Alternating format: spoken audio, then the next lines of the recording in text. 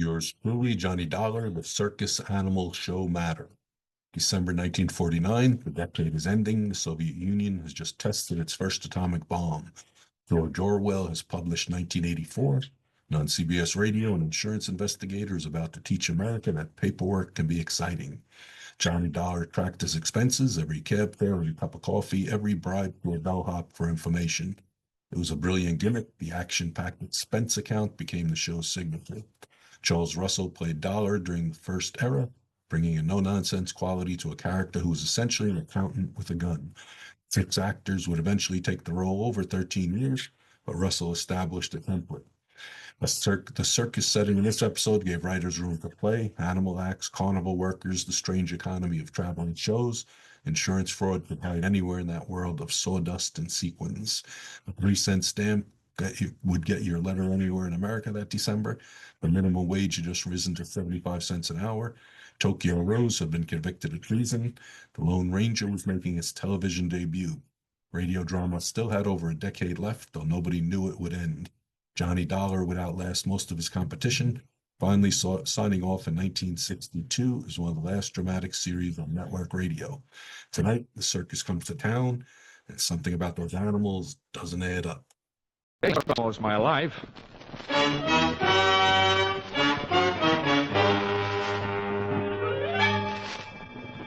This is another in the adventures of America's fabulous freelance insurance investigator, Johnny Dollar.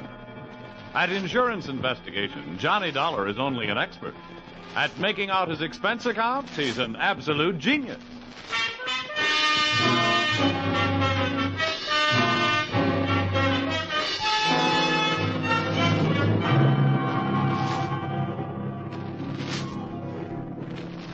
Expense account submitted by Special Investigator Johnny Dollar. To Home Office, Britannia Underwriters Association, Hartford, Connecticut.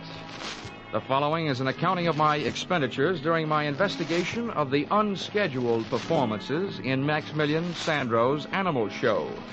Or, all they needed was a clown, and then I showed up. Or, I once thought I'd run away with a circus. This one I wanted to run away from. Expense account, item 1, $70.21, train and cab fare from Hartford to a vacant lot just outside Brunswick, Georgia. The winter quarters of Maximilian Sandro's Animal Show. The first animal to show was an elephant. Bravo! Bravo! Hey, mister, where can I find Maximilian Sandro? Come on. Hey, mister, I want to ask you a question. Please, you're not so loud. You upset the Blanca.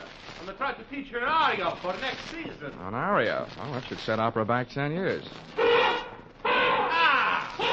Sweet, Blanca, sweet. That's the only musical elephant in the world. The Pachydermachantus.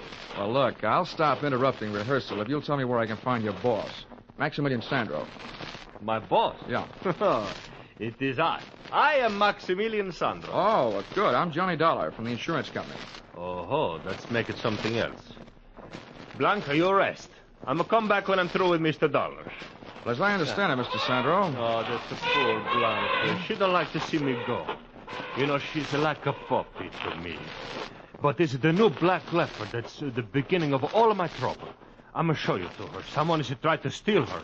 And that's what I don't want, Mr. Dollar. Well, since Britannia Underwriters insured her for $20,000, that is what they don't want, too. Monsieur, that cost me too much to get her from Africa. To lose her, that would ruin my financials. Everything would go.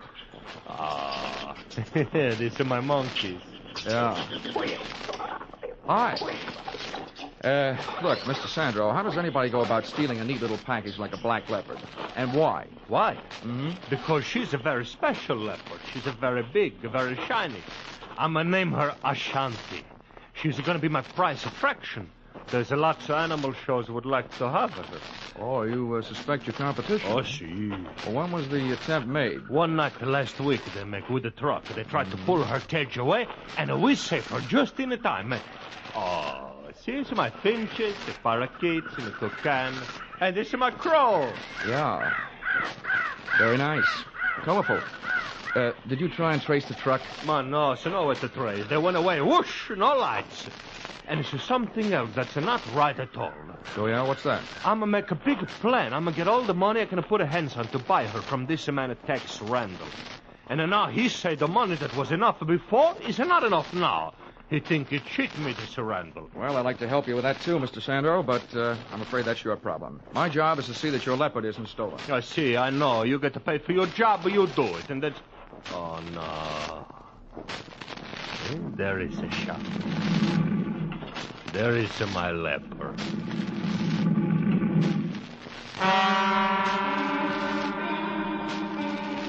I guess somewhere way down in the taproots of my family tree, there probably was an ancestor with a low forehead, bearskin overalls, and a club who went into an unpleasant double take when he found himself face to face with a leopard. I know the feeling I had when I saw her shanty was inherited from somebody.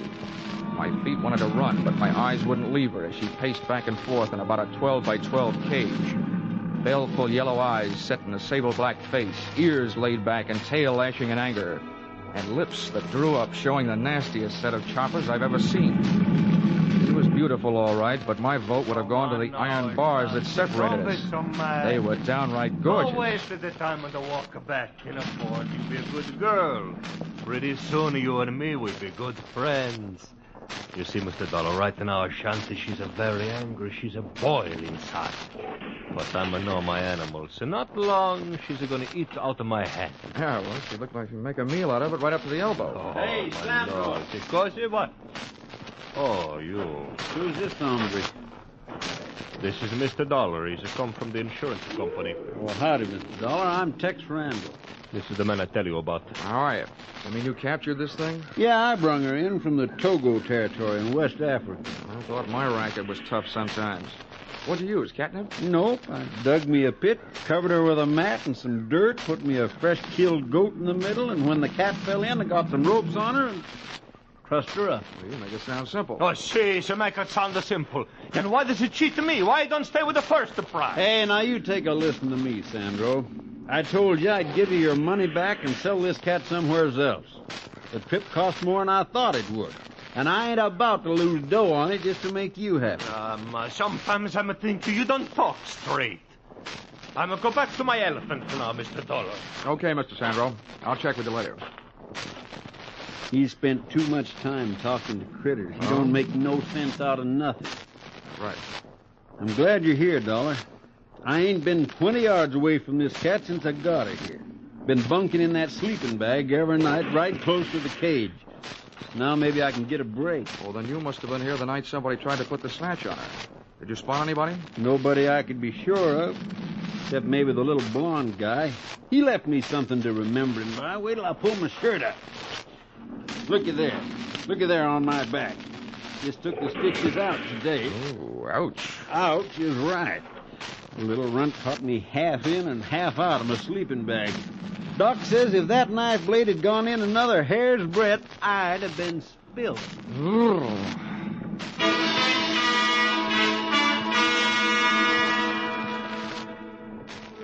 And with that happy thought, Tex Randall, a hard man to kill, left to go into town. I watched the shanty tear into enough raw meat to keep a kennel of Great Danes happy for a week, after which she settled down for what you might call the original catnap. Sandro's elephant settled down to a short vocal lesson, and I settled down for a game of mumbly peg. But before I could get warmed up, I had a visitor. Hello. Wow, the Ava Gardner type with darker hair and olive skin. You look as though you could use some company, Mr. Dollar. Well, who couldn't? I was beginning to think the only females around here walked on all fours. I've had the same feeling about the males. Then he didn't mention me. Who? Pop, the boss. Oh, no. Sandro didn't mention much of anything but his black leopard. Well, I'm Angela, his daughter. Oh, I see. He probably forgot to mention you on purpose, hoping to keep my mind where it belongs, on my work. Well, that's what I came to talk to you about. What can you do?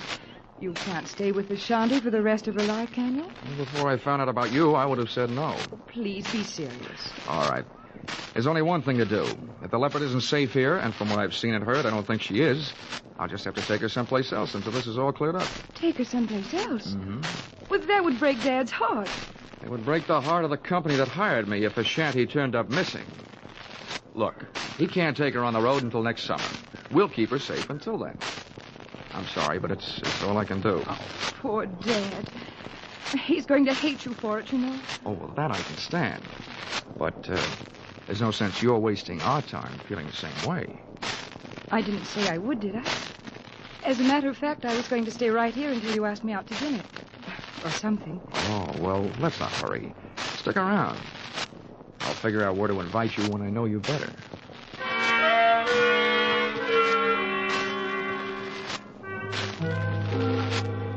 And there, during the waning hours of the Georgia day, I learned that, up to a point, Angela was an easy girl to know. She liked cocktails, dinner, and dancing, so that's the schedule we set up for later. As soon as Tex Randall showed up to temporarily relieve me of my duties as leopard sitter.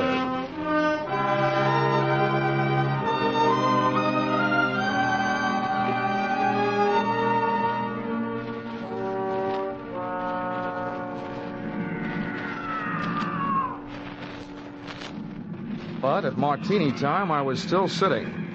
And may I say that the cocktail hour spent in the middle of a menagerie is not the restful period it's supposed to be. As soon as the sun dropped, the noise rose. Wild brains and caged bodies reacting to the night, instinctively telling the countryside that whether they were free or not, this was their hunting time. I not only felt like Tarzan of the Apes, I felt uneasy. The shanty complained to me. A light from somewhere behind me glinted in her eye, then disappeared as she started her back and forth pacing again. It sounded like she was trying to tell me something. She was. I was too stupid to understand it. Oh! Whatever hit me from behind didn't land hard enough. I stayed on my feet, but a pair of strong hands twisted my arms behind my back, and one hand pushed my wrists into a double hammerlock. The point of a knife was jabbed into my back and started moving me forward toward the cage. The leopard stopped her pacing as she saw me coming. She reached out between the bars for me, her great paw spread, claws extended. The last thing I saw was her snarling face and the paw reaching. Then there was a lunge behind me and something hit my head again. The cocktail hour was over. I'd passed out without a drink.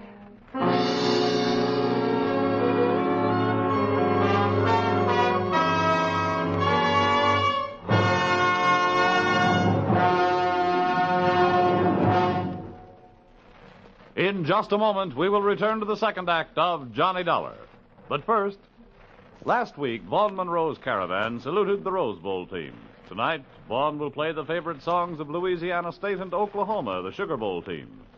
Vaughn's Caravan will also bring you the 5 top tunes of the week as chosen by Variety, and later, Gene Autry will be here with his Western music and cowboy humor.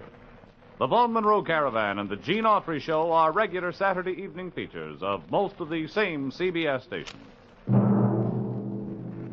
Now, with our star, Charles Russell, we return to the second act of yours truly, Johnny Dollar.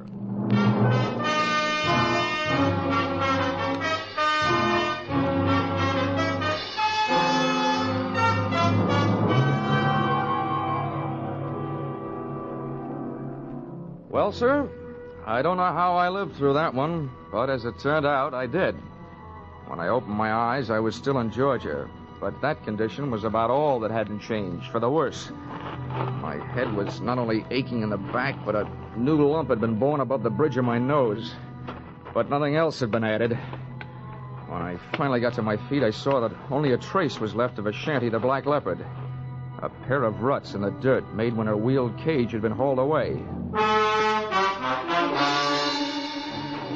I started out to find Sandro and a telephone, but one of my feet found something else before I'd taken 3 steps. I didn't know how he had gotten where I was supposed to be, but he'd made it. Tex Randall, his neck twisted and the marks of claws on the side of his battered head.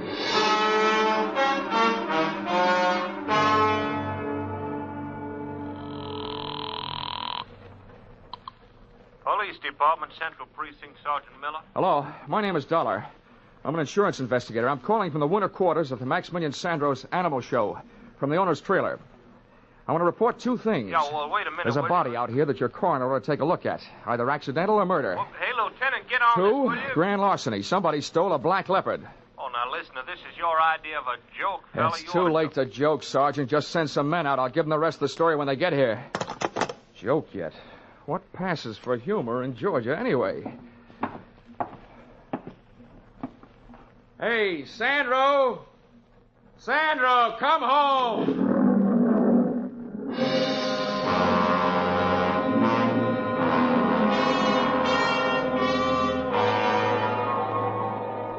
Nobody answered me but an old Libyan lion. So I shut up. I browsed around Sandro's trailer while I was waiting for the police. I wasn't looking for anything, but I found it. On a table, there was a small Christmas tree that had been transformed into what is commonly known as a friendship tree, meaning that about a half a dozen Christmas cards were hung on with cellophane tape. There was nothing else to read, so I scanned through those. And the third one I opened my eyes. It was inscribed, "Sorry, I can't be with you. Greetings from San Francisco. Your loving daughter, Angela." Before I could fully digest that tidbit, I heard a shoe scrape on the steps outside. Then the trailer door opened. Well, here he is, Ben. I told you we'd find him here. Yes. Very good, my dear. The man with the Angela by whom I had so recently been taken in looked 50-ish, capable, suntanned, and well-armed. Well, Mr. Dollar. You don't appear to be surprised. After what's happened already tonight, I wouldn't be surprised if General Sherman dropped in on his way back from the sea. Yes, splendid. I admire a show of courage, a sense of humor at the point of a gun. Oh, think nothing of it. Sometimes my jokes are so funny they kill people. I think we'd better get him out of here, Ben. I don't think it's safe. Yes, you took the words right off the tip of my tongue, my dear. Shall we go, Mr. Dollar? Should I ask where and why? I've taken a small place in town. There, at our leisure, we shall discuss a fascinating subject. Namely, the whereabouts of a splendid black leopard.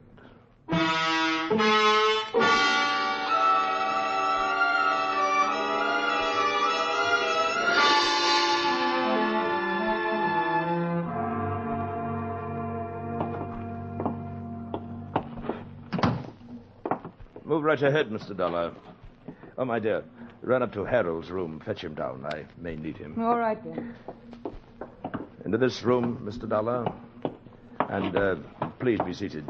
If you don't mind my asking, Ben, how do you manage... My dear sir, it just so happens that my full name and title is Sir Bennet Mountfort. The term of familiarity, Ben, is to be used only by my closest friends. Now, if you will couch your question properly... Oh, it wasn't important. I just wondered, since that gun seems to be so much a part of you, how do you manage without shooting yourself while shaving? You've a ready wit, haven't you? I know the proper time and place for a weapon, my boy. I've learned from experience. I chose early in youth as my avocation the hunting of big game. If you had faced the last desperate charge of a wounded lion or a maddened rhino as I faced them, you, too, would realize that a good weapon, properly aimed, is man's best friend. Which brings us to the subject of our mutual interest, the black leopard. Where have you hidden her? What makes you think I have? No. Let's have no deception, sir. The report brought back by my charming accomplice, who so ably posed as the daughter of that stupid showman, Mr. Sandro, was that you made no secret of your plan to carry off the cat to a place of safety. You will not deny that. Why should I? You wouldn't believe me if I did. Yeah, an admirable attitude, sir. Now, once more. Where is the leopard? Well, if I told you, it wouldn't be worth much as a hiding place, would it? If you do not tell me, sir, your life will be worth very little. Come now. Perhaps your loyalties are misplaced. What did that market hunter, Mr. Randall, tell you about the cat? Not much. Except that he got a knife in the back, put there by somebody who was trying to steal her. Well, then, sir, I'll spin you a tale that'll set your blood to pounding. What would you say, my boy, if I told you that black leopard is worth a king's ransom? Well, I don't know. I'd probably ask why. Well, she is, sir, and I'll tell you why. She was captured in the Togo territory, West Africa. I am quite familiar with that section. I've hunted there. A district par excellence for elephant, buffalo, and Situtanga. As a matter of fact, I was there before and shortly after Randall's infamous trapping of that fine beast. Did he tell you that? Well, He did. Didn't make any impression. I hear there are a lot of people in Africa. Well, to continue.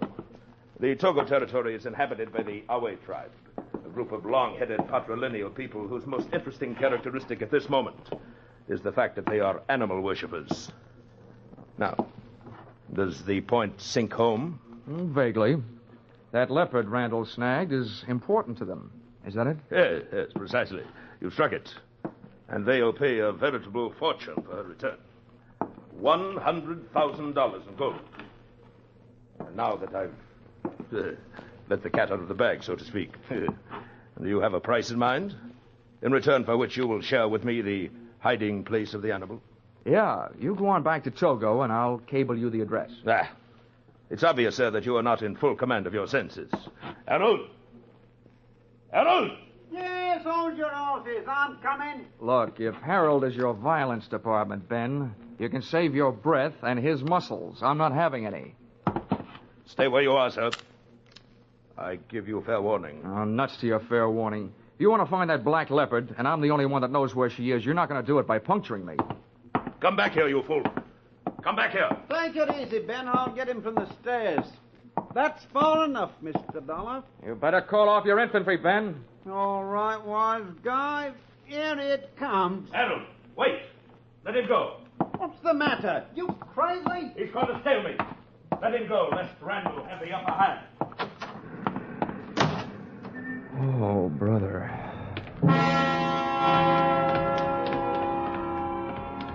As I went out, I caught a glimpse of the man Mountford had called Harold, the same little blonde runt Randall had talked about. That wrapped up the question of who had played tic-tac-toe with a knife on the Texan. But 10 yards of Sir Ben's front walk later, I suddenly remembered Mountford's last words. "Lest Randall have the upper hand," he said. It sounded like he didn't know Randall was dead, which shook my head and in a strictly nonsensical way made sense. Well, there was only one place for me to go, so that's where I went. Back to Maximilian Sandro's Animal Show.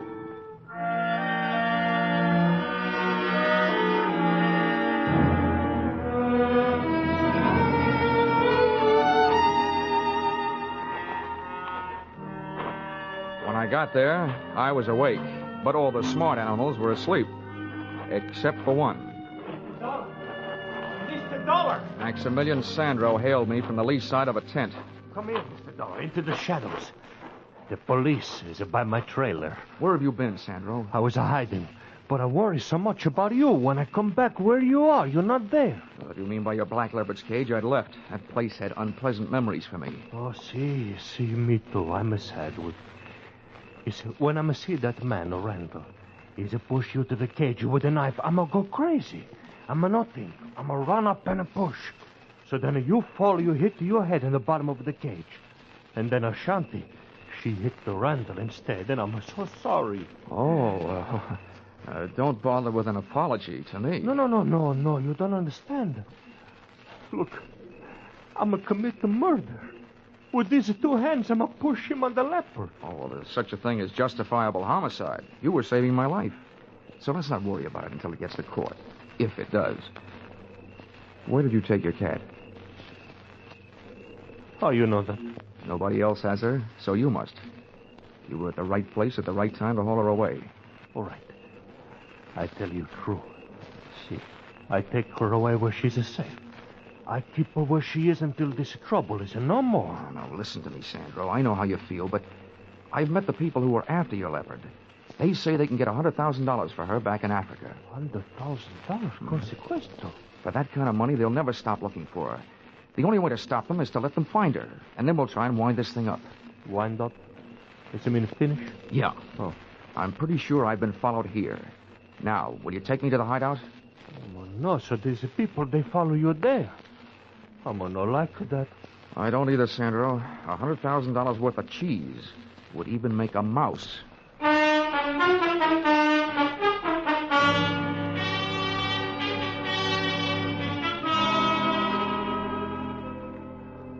Sandro was a hard man to convince. I wasted more words than a Republican campaigner, and then I used blackmail. Then I told him I'd turn him in for Randall's killing and testify against him instead of for him. He saw things my way.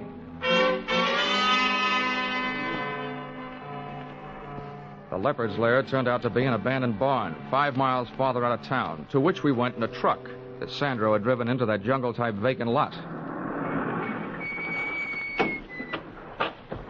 Now, come. This way, please. This way. Okay. It's a little side door.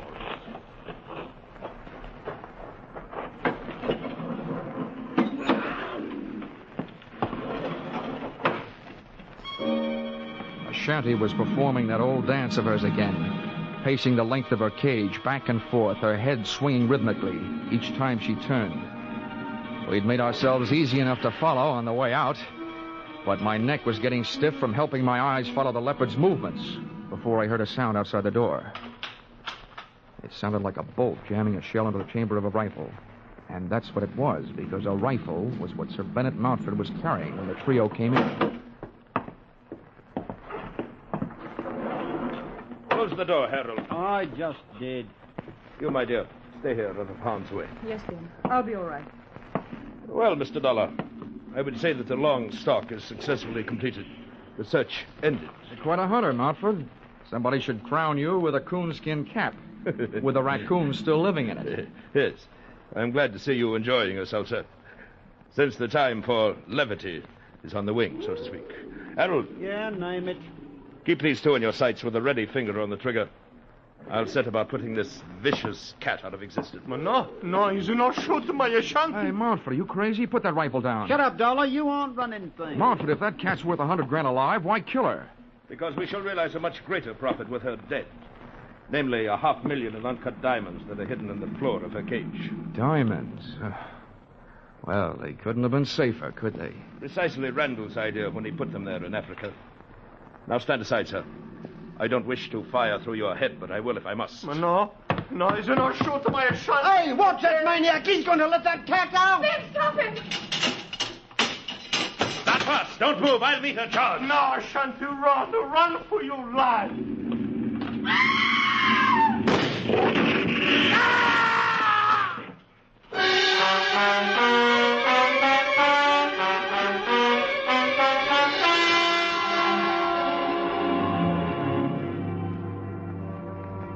Mountford had a lot of guts, but sometimes luck helps, and that night he didn't have any.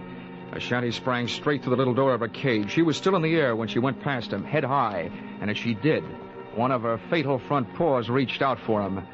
It looked almost delicate, but the force of the blows sent Mountford clear across the barn, and when he landed, he didn't move. Ashanti streaked toward a square of night sky showing through a window, and she was gone. Ashanti, come back. I turned back, away from the window, to check on the rest of our guests, but they were gone. Apparently, there was something about a leopard on the loose that had made $500,000 in diamonds not as important to Harold and the phony Angela as distance between them and that barn. So, there I was, suddenly left with nothing to worry about. If you can call enough diamonds to stock the Kimberley mines, nothing.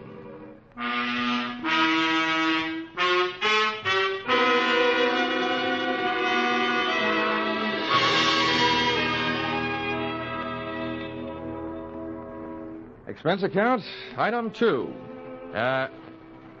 Item 2? A case like this and I haven't laid up a cent. Oh, well, Christmas is coming. Item 2, $3. Cab fare from Brunswick Police Headquarters to hotel, after giving them my statement, which they didn't believe until they saw those diamonds.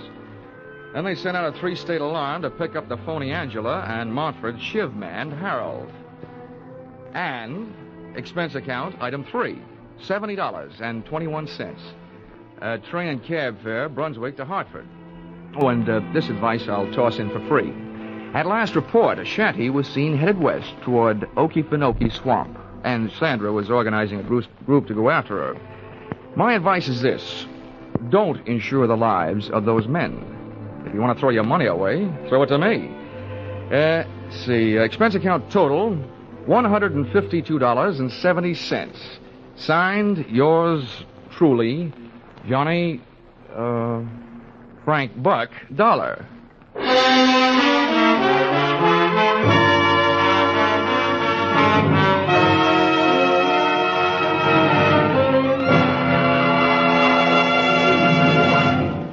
Yours truly, Johnny Dollar, stars Charles Russell. Tonight's script by Paul Dudley and Gil Dowd was produced and directed by Ralph Rose. Featured in the cast were Lynn Allen, Larry Dobkin, Bill Conrad, and Parley Bear. The special music is written and conducted by Leith Stevens. Your announcer, Bob Stevenson.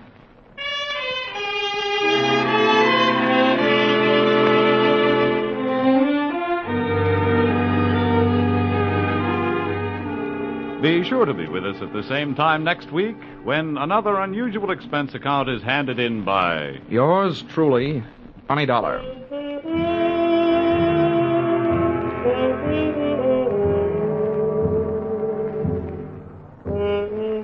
Teamwork. That's the American way. Working together to produce more per man, per machine, per hour so that everybody on the team benefits. The American economic system is geared to benefit all of the people. Under this system, everybody moves together toward the common goal of better living. The better we produce, the better we live. For your free copy of the booklet, The Miracle of America, write Box 10, Times Square Station, New York City. Stay tuned now for Vaughn Monroe's Caravan, which follows immediately on most of the same CBS stations. This is CBS, where yours truly, Johnny Dollar, meets adventure every Saturday night, the Columbia Broadcasting System.